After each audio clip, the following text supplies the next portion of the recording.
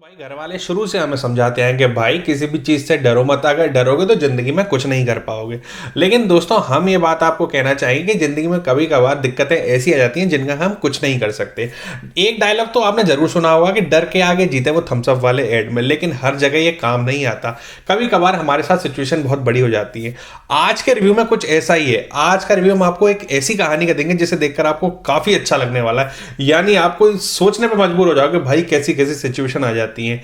एक कपल है, वो रात को कहीं से लौट रहा होता है, यानी वो कहीं अमेरिका की कहानी है, ये कहीं नॉर्वे जा रहा होता है। तो दोस्तों वो बर्फ के तूफान में बीच में फंस जाता है, इसलिए गाड़ी साइड में लगाकर वो कहीं आराम करने लगते हैं। विजिबिलिटी घट गई होती है, सोचते हैं सुबह उठ के चलेंगे, लेकिन सुबह जब वो उठते हैं उनकी आंख खुलती है तो अपने आप को बहुत मोटी बर्फ के नीचे धंसा हुआ पाते हैं, क्योंकि बर्फ का तूफान अभी तक थमा नहीं होता। और जिसमें से लड़की जो है, जो लेडी है, वो प्रेग्नेंट है। अब पूरे 24 दिन वो उस गाड़ी में रहते हैं बर्फ में धंसे हुए, कोई मदद नहीं, किसी की कोई आवाज़ नहीं, कोई कांटेक्ट नहीं। सोचो अब उन्होंने 24 दिन कैसे निकाले होंगे इस गाड़ी में, और उनके साथ क्या क्या दिक्कतें आती हैं, क्या क्या सिचुएशंस उनके साथ होती हैं, देख के आपकी रूह ही कांप जाएगी। इसलिए रिव्यू को एंड तक जरूर देखना। तो हेलो दोस्तों, मेरा नाम है सौरभ, आप देख रहे हैं मेरा चैनल सिनेमा इनसाइट्स हिंदी। तो भाई कहानी है 2002 की। 2002 में एक अमेरिकन नॉवलिस्ट और उसका हस्बैंड नॉर्वे की तरफ जा रहे होते हैं, लेकिन बीच में तेज तूफान आता है, इसलिए और रात भी हो गई होती है, इसलिए उनको अपनी गाड़ी साइड में लगानी पड़ती है और वो गाड़ी को वहां रोक देते हैं और चुपचाप बैठ जाते हैं, आराम करने लगते हैं। लेकिन जब सुबह उनकी आंख खुलती है तो वो अपने आप को बहुत मोटी परत की बर्फ के नीचे धंसा हुआ पाते हैं, यानी पूरी तरीके से अब वो बर्फ से ढक चुके हैं, जिनसे कि वो निकल नहीं सकते। अब यहां से होती है परेशानी शुरू। पहले तो वो इस परेशानी को बहुत नॉर्मल समझते हैं, लेकिन जैसे जैसे वक्त निकलता है तो उनको पता पड़ता है कि हम कितनी बड़ी परेशानी में है। वो कार के गेट्स को खोलने की कोशिश करते हैं, लेकिन वो नहीं खुलते। और दोस्तों ऐसी सिचुएशन में जो हमेशा हमें देखने को मिलता है कि भाई फोन में नेटवर्क नहीं है, बड़ी कोशिश करते हैं कॉल वॉल लगाने की, लेकिन फोन में नेटवर्क आते ही नहीं, क्योंकि सिचुएशन क्रिएट करनी होती है ना मूवी में। अब दोस्तों इसके बाद हमें यह भी पता पड़ता है कि नाओमी प्रेग्नेंट है, तो उसकी और टेक केयर करने की जरूरत है भाई। अब उसको खाना वगैरह बहुत कुछ चाहिए, यानी अच्छी तरीके से, भले उसके पति के हस्बैंड को मिले ना मिले। अरे दोस्तों मैं एक बात तो बता नहीं भूल गया, बीवी का नाम होता है नाओमी और पति का नाम होता है मैट। तो दोस्तों इन्हीं की कहानी आगे चल रही होती है। ये पूरी गाड़ी को टटोल लेते हैं, तो इनके पास सिर्फ 12 दिन का खाना बचा होता है और पानी तो इनके पास बहुत ही कम होता है। अब भाई हम देखते हैं कि नाओमी एक बार बैठी होती है, यानी लेटी हुई होती है, कुछ काम करने को तो होता नहीं है, तो अपने मोबाइल से खेल रही होती है, तो मोबाइल नीचे जाके गिर पड़ता है। लेकिन जैसे ही वो मोबाइल को उठा के वापस बैटरी लगाती है तो एकदम उसमें नेटवर्क आ जाता है। नेटवर्क आ जाता है तो वो फोन मिलाती है अपने फादर को, यानी पिताजी को फोन मिलाती है। अब पहले फोन मिलाती है तो जो वही औरतों का रोना धोना, पहले तो वो उठा के खूब रोती है कि मैं ये फंस गई वो फंस गई, और जब तक ये बता ही रही होती है कि उसके फोन की बैटरी डेड हो जाती है, यानी फोन हो जाता है बंद। लास्ट होप होती है वो भी खत्म हो जाती है। अब क्या करें। अब दोस्तों यहां हमें पता पड़ता है कि नाओमी एक तरीके की पिल्स भी लेती थी, लेकिन ये उसके पति मैट को नहीं पता था। अब उससे वो थोड़ा सा रिलैक्स हो जाती थी। अब वो गाड़ी में क्या करें, क्योंकि ठंड तो है ही है, तो इसके लिए वो कैंडल्स को भी ढूंढते हैं, तो उन्हें टटोलने पर कैंडल्स मिलती हैं, तो वो कैंडल्स को जलाते हैं तो थोड़ा सा रिलैक्स फील करते हैं। यानी ऐसी ऐसी सिचुएशन उनको देखने को मिलती है जो कि आप विश्वास भी नहीं करोगे। ऊपर से नाओमी प्रेग्नेंट है। अब एक बार उनको बाहर से आवाज आती है कि बाहर से कोई ट्रक गुजर रहा है, तो बर्फ को हटाने वाला एक ट्रक बाहर से निकलता है, तो उसकी आवाज उनको आती है, तो वो जोर से हल्ला मचाने लगते हैं अंदर से कि भाई खोल दो, हम यहाँ फंसे हो भैया, बचा लो। लेकिन वो ट्रक उनकी आवाज नहीं सुन पाता, क्योंकि ट्रक की खुद की आवाज ही इतनी तेज होती है। अब भाई लोगों जैसे जैसे दिन निकलते तो उनके पास खाना और पानी और कम होने लगता है, क्योंकि नाओमी को खाने की जरूरत ज्यादा है, क्योंकि वो प्रेग्नेंट अलग से है, इसलिए जो पति होता है बेचारा खुद थोड़ा थोड़ा खा के उसको खाने को दे देता है। और अब जैसे जैसे और दिन निकलते हैं, एक दिन और निकलता है, तो टाइम पास के लिए नाओमी राइटिंग करने लग जाती है, क्योंकि वो नॉवेलिस्ट ही होती है वाकई में।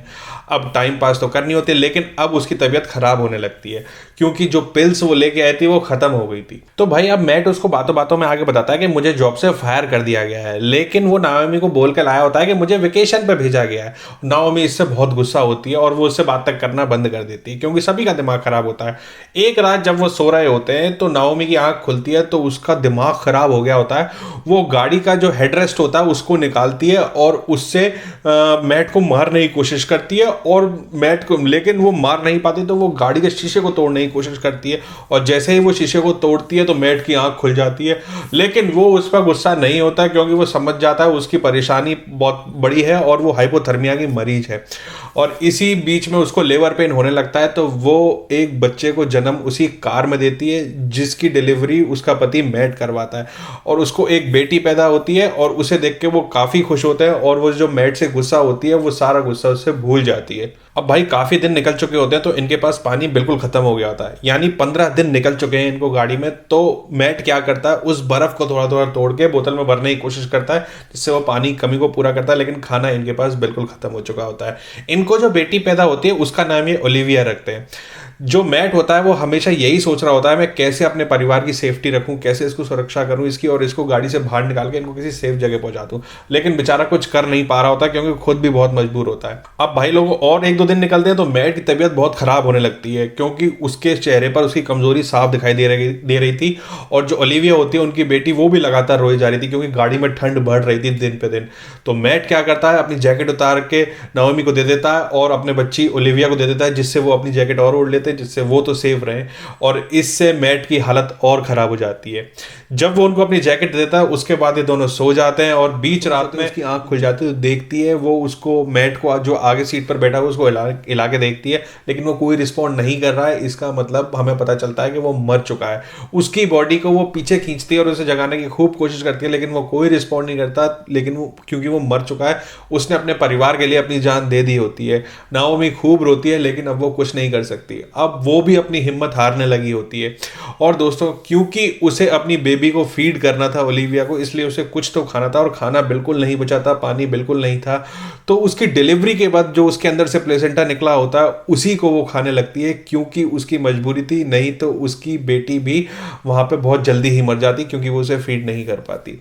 अब वो अपने पति यानी मैट की बॉडी को बगल में रख के वहां पे लेटी हुई होती है, और वो यही सोच रही होती है कि बस अब कुछ नहीं हो सकता, मेरा भी वक्त करीब ही है। तो मित्रों अगली सुबह जब वो उठती है तो वो देखती है कार की छत पर धूप की रोशनी काफी तेज है। वो अपनी शक्ल घुमा के दूसरी तरफ विंडो की तरफ देखती है तो वहां पे एक प्लास्टिक लगा होता है, उस पर भी उसको धूप की किरणें काफी तेज लगती है। वो प्लास्टिक को हटा के देखती है तो बर्फ की परत को वो हटाती तो बर्फ की परत हट जाती है, यानी बर्फ की परत पिघल चुकी होती है, वो ढीली पड़ गई होती है।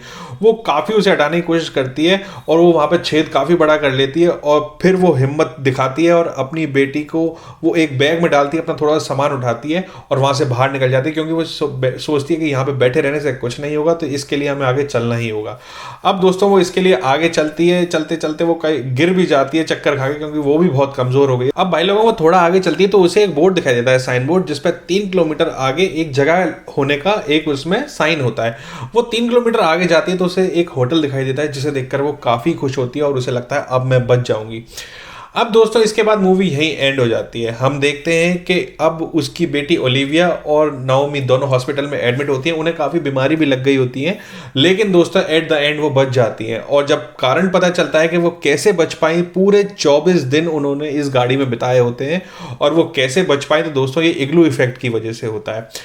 मैट ने अपनी जान इन दोनों की जान बचाने के लिए दे दी होती है, और इस कहानी से हमें यही पता लगता है कि जिंदगी में सिचुएशन कोई भी आ सकती है जिस पर हमारा बस नहीं हो सकता, लेकिन फिर भी हमें हिम्मत नहीं हारनी चाहिए। तो दोस्तों आपको रिव्यू कैसा लगा हमें कमेंट सेक्शन में लिख के जरूर बताना। दोस्तों अगर रिव्यू पसंद आया तो इसके लिए हमारा चैनल सिनेमा इनसाइट्स हिंदी को जाके अभी सब्सक्राइब कर लो। दोबारा मिलेंगे अगले वीडियो में अगले रिव्यू के साथ, जब तक के लिए धन्यवाद।